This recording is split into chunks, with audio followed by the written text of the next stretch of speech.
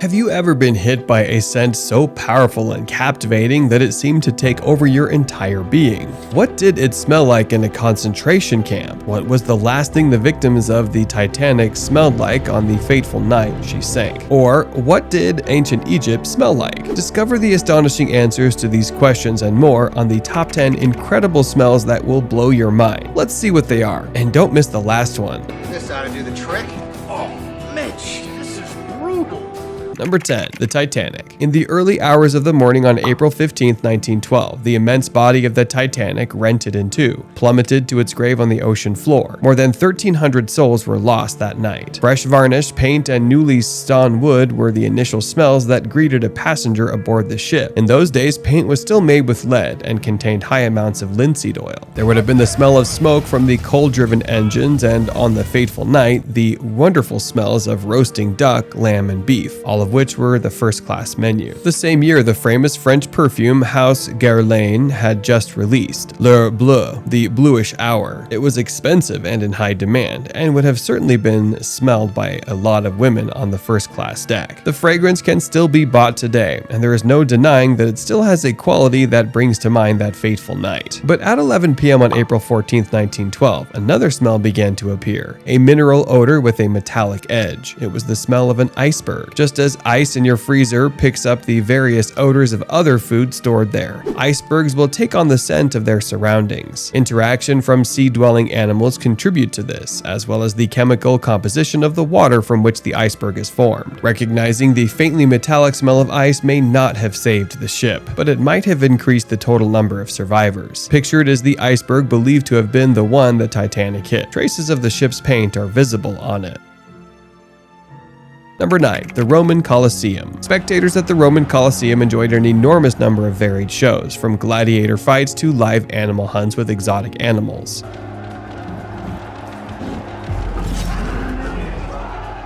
And of course, at a later period, Christians were killed in the Christian persecutions by a variety of methods, including being torn apart by wild animals. But the Roman people were somewhat delicate and found the scent of blood unpleasant, so the Colosseum had a very clever trick for helping out. Above the heads of the paying guests was an awning called the velarium, the purpose of which was to protect people from the harsh sun and to keep off the rain should any fall. Additionally, cleverly concealed tubes would continually spray perfumed water over the awning in order to partly minimize the odor of death, but also to moisten the heads of the spectators and keep them cool. These were supplemented by fountains in the form of statues, which also issued forth fragrant water. The primary ingredients in the perfume were saffron and verbena, which just recently were outlawed by the European Union for use in any human skin contact products. Number 8. The smell of death. When a person lays dying, one of the most common odors emitted is that of acetone, the very fruity smelling chemical that is used as nail polish remover. In some cases, however, that is combined with unpleasant odors resulting from the particular illness the person was dying from. Once death has arrived, the body begins to decompose, and a number of rather appropriately named chemicals emerge. Cadaverine and putrescine are the first, and, as their names suggest, they smell of rotting flesh and putrescence. Why do our bodies release these chemicals? Some believe that it's an evolutionary trait designed to be a warning beacon to others that danger is near. It's believed to spark off the flight or fight mechanism in humans. Other chemicals are also released. Hydrogen sulfide smells like rotten eggs. Scytol smells like feces. Methanethiol smells like rotten cabbage. And dimethyl sulfide smells like garlic, a veritable cocktail of vile vapors. Would you be revolted to know that these are all used as food additives and are also used in many perfumes? A little stink adds a lot of beauty to an otherwise sterile combination of ingredients. In nature, these foul additives occur in flowers to attract insects, and similarly, they attract us. Number 7. Versailles Palace. Queen Marie and her husband, King Louis XVI, lived in Versailles Palace. It's a magnificent palace that I strongly recommend you visit when you're next in France. We all imagine that life is full of delightful perfumes, pastries, princes, and pompadours. But what we don't imagine are the other two P's: pee and poop. Plumbing was rather lacking in the 18th century, and Versailles Palace had minimal built-in facilities. Flush toilets were in the royal apartments only. As a consequence, when nature recall, the main option was a little porcelain pot called a bar-dalou. Women had no underwear, so they just hitched up their skirts and went to town. But the palace is big and sometimes people would be caught unawares. In those cases, a quiet corner would suffice. After all, servants would clean up after you later. Combined with the smoke from failing chimneys and a lack of care from overworked servants, the Grand Palace of Versailles was a very smelly place to be. The historic French candle maker Sieur Trudon actually makes a candle scented like the floors of Versailles.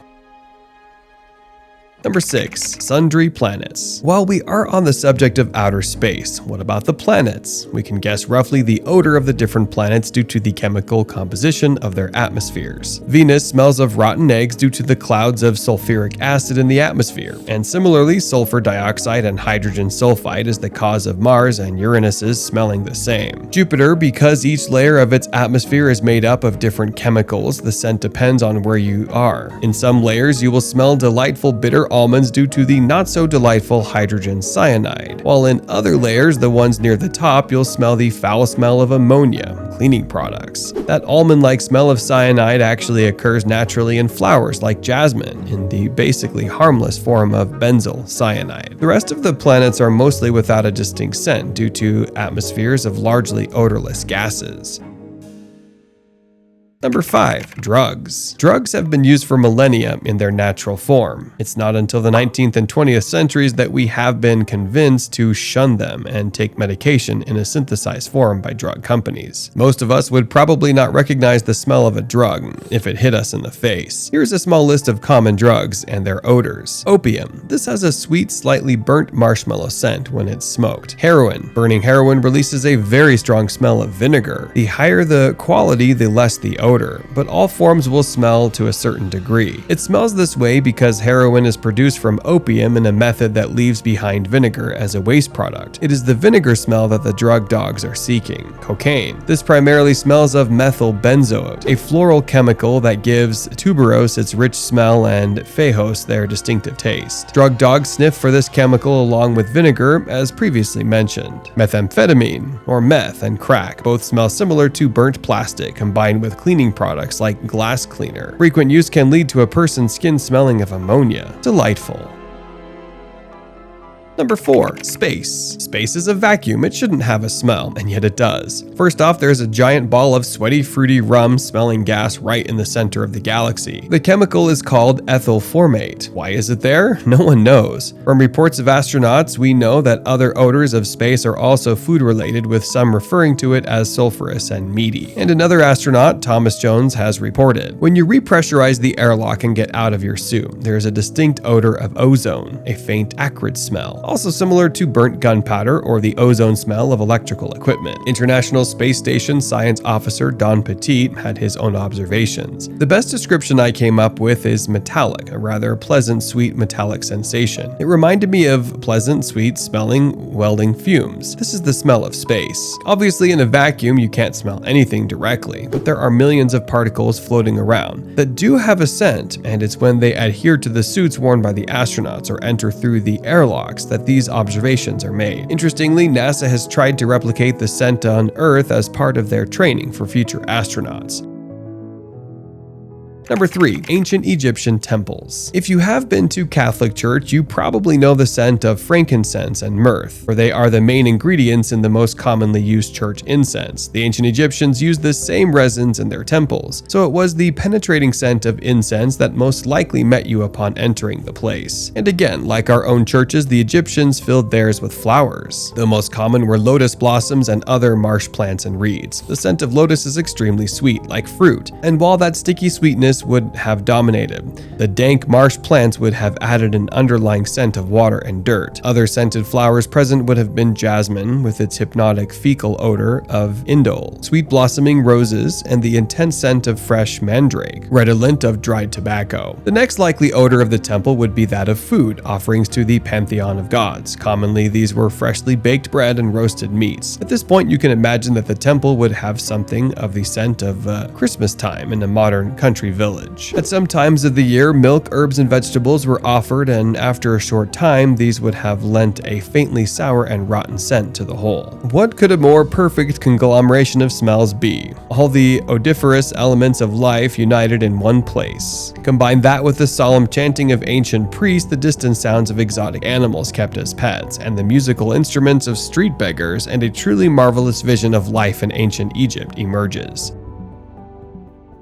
Number 2. The Holocaust. The horrors of the Holocaust are difficult to fathom. The forced deportation of Jews to concentration camps via trains was a gruesome chapter in history. Deportees were denied basic human needs such as access to toilets and medical facilities, and were subjected to inhumane conditions during the journey. The lack of facilities meant the stench of vomit, feces, and urine hung heavy in the air throughout the entire journey. The smell of burning flesh from the cremation of bodies was a sickening experience for those in the camps. The odors were a mix of beef-like and pork-like smells from burning flesh and human fat, along with the putrid smells of sulfur, coppery metal, and musky perfume. The stench of death and disease was overwhelming, with typhus, dysentery, and tuberculosis rampant among the inmates. The aftermath of the camps was equally horrifying, with American soldiers describing the smell of death and human excrement as overpowering. The atrocities of the Holocaust are a reminder of the darkest depths of human cruelty and the importance of never forgetting the lessons of history. Number 1. Sanctity. Saints have a smell. Well, some saints do. The odor of sanctity is the opposite odor of di zolfo, the stench of death, sulfur. The odor of holiness comes in a variety of different forms. For some saints, it's a smell that begins to exude from their body after death, often combined with incorruptibility. For others, it's a sweet fragrance that they unexplainably emit during their lifetime. And for some, it's in the form of sweet-smelling liquids that leak from the tomb housing the saint's corporeal remains. One of the most striking stories of the odor of sanctity is that of Saint Simeon Stylites, died in AD 459, who lived 37 years atop a pillar, with his skin slowly rotting beneath the objects of mortification he wore. The saint was said to exude the smell of perfume. Tragically, the pillar upon which he stood was destroyed by a missile in Aleppo in 2016. So what does the odor of sanctity smell like? Virtually all cases describe it as sweet, with notes of honey, butter, roses, violets, frankincense, myrrh, pipe tobacco, jasmine, and lilies. It's also accompanied by a sense that the smell is otherworldly. In the 2nd century, Saint Polycarp's body, while burning at the stake, was said to fill the air with the smell of incense, and Saint Therese of Lisieux, her incorrupt corpse protected with a thin layer of wax, is pictured above, smelled of roses, lilies, and violets. The wounds of stigmata are also said to emit a saintly odor. Well, if you enjoyed this video, then I'm sure you're going to love to watch our video about the first ancient advanced civilization that ever existed. Make sure to subscribe to our channel to never miss our amazing videos. Thanks for watching, and we'll see you in the next video. Till then, stay tuned.